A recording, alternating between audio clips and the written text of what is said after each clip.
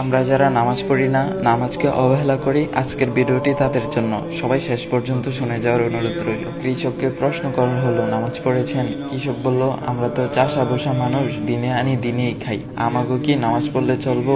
নামাজ পড়লে কাজ করম কখন? চাকরিজীবীকে প্রশ্ন করা হলো, আপনি পড়েছেন নামাজ? চাকরিজীবী বলল, আমরা তো চাকরিজীবী মানুষ, পরের চাকরি করি, সময়ের আগে ডিউটিতে যেতে হয়, নয়তো কপালে থাকে বসের চোখ রাঙ্গানি, আমাদের নামাজের সুযোগ কোথায় বলেন? এক ব্যবসায়িককে প্রশ্ন করা হলো, আপনি নামাজ পড়েছেন? ব্যবসায়িক বলল, আমি তো ব্যবসা করি, মাত্রই দোকানটা খুলেছি, নামাজ তো পড়তেই হবে, এটা তো ভালো কাজ, কিন্তু দোকান রেখে নামাজে গেলে দোকান দেখবে কে বলেন?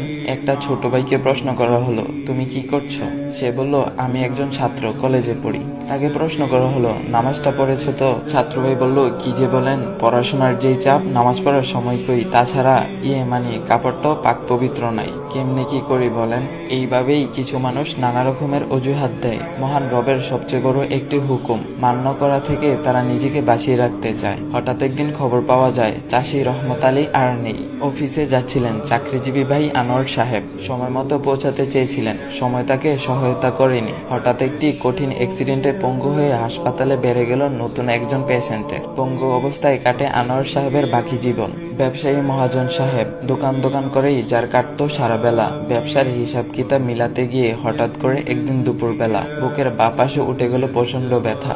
নামাজ পড়ার সময় ছিল না যেই লোকটির, আল্লাহকে দেওয়ার মতো সময় কখনো হয়ে ওঠেনি। হ্যাঁ, তিনি হসপিটালে নেওয়ার আগে চলে গেলেন ওপারে। আর হে, ওই যে যুবক ছাত্র ভাইটি, নামাজে যার ছিল চির গাফলতি, অল্প বয়সে ক্যান্সারে সেও চলে গেলেন একদিন। বড় আশা ছিল তার জীবনকে নিজের মতো করে সাজাবে। জীবনের রং রস গন্ধে মাতাল ছিল তার মন, আল্লাহকে চেনার মতো সময় ছিল না তারও। এখন আমরা কি ভাবছি?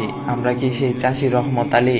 আমরা কি সেই চাকরিজীবী আনোয়ার সাহেব? আমরা কি সেই ব্যবসায়ী মহাজন? নাকি আমরা সেই ছাত্র ভাইটি? এতই তাড়াতাড়ি কি মারা যাব আমি? এখনো তো অনেক দেরি আছে। অথচ মৃত্যু প্রতিদিন আমাদের সামনে থেকে কাউকে না কাউকে নিয়ে যাচ্ছে। হ্যাঁ, যেতে হবে আমাকেও একদিন। রাসূল সাল্লাল্লাহু আলাইহি ওয়াসাল্লাম বলেছেন, বুদ্ধিমান তো হচ্ছে সেই ব্যক্তি যে তার ভুল ত্রুটি নিয়ে চিন্তা করে এবং মৃত্যুর পরবর্তী জীবনের জন্য ন্যায় আমল করে। অর্থাৎ বুদ্ধিমান হচ্ছে সেই ব্যক্তি যে কিনা নিজের দোষ ত্রুটি নিয়ে চিন্তা করে, গুনাহের জন্য অনুতপ্ত হয়, তওবা করে এবং মৃত্যুর পরবর্তী জীবন আখিরাতের জন্য ন্যায় আমল করে রাখে। হে প্রিয় ভাই ও বোন আমার, এখনো সময় আছে, খুব বেশি দেরি হয়ে যায়নি। এখনই ফিরে আসুন রবের দিকে, গুরুত্ব সহকারে নামাজ আদায় করুন এবং আল্লাহর হুকুমগুলো যথাযথভাবে পালন করুন। দেখবেন জীবনটা অনেক বেশি সুন্দর হয়ে গিয়েছে।